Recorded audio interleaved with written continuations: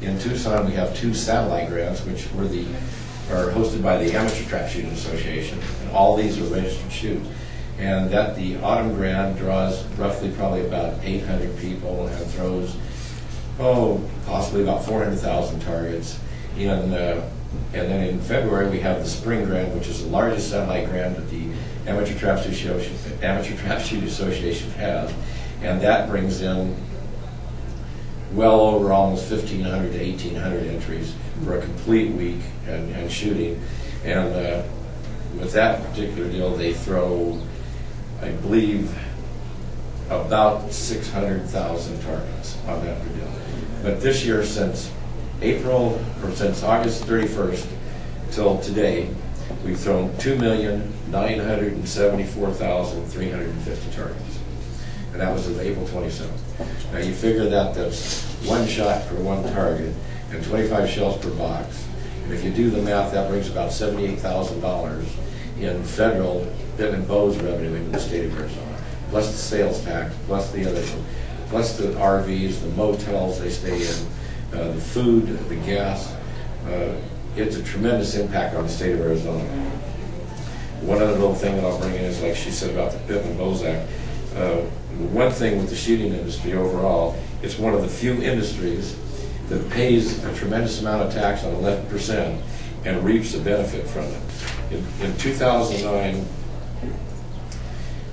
the sports-related business paid out $271 million in taxes and reaped $4.3 billion in rewards for their efforts. And that's just because they preserved areas, created more animals, more environment for animals to be hunted and that stuff, more areas and that stuff like that. So that's just basically conservation.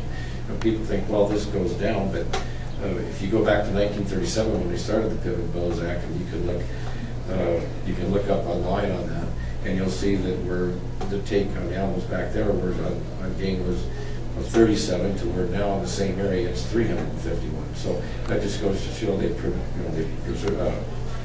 created a better environment and everything else like that to hunt and kept those areas open and created more open space. So I think it's important that everybody realizes that just how much shooting does bring into Arizona. And a lot of you don't know that these events happen. Just like a lot of people don't know the rotaries happen. So people have to understand that they don't understand how much money comes in from just trap shooting and following the winter chain from January to March each and every year.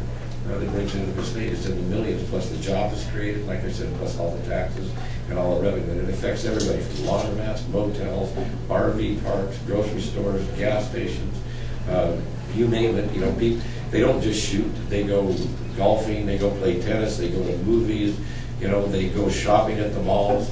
It spends a tremendous amount of money, and people don't realize that because you're not going to shoot, 24 hours a day. They're going to shoot 3 hours a day. They also have their wives. A lot of them bring their children in. Some of the wives and some of the children shoot. But you'll be surprised at the amount of them that they get in groups and they go traveling the state too, to the Grand Canyon. They go to Nogales. They do a lot of things and spend a lot of money. So I think it's important, and that's what we're trying to share with you all. I thank you very much for all your time and everything else.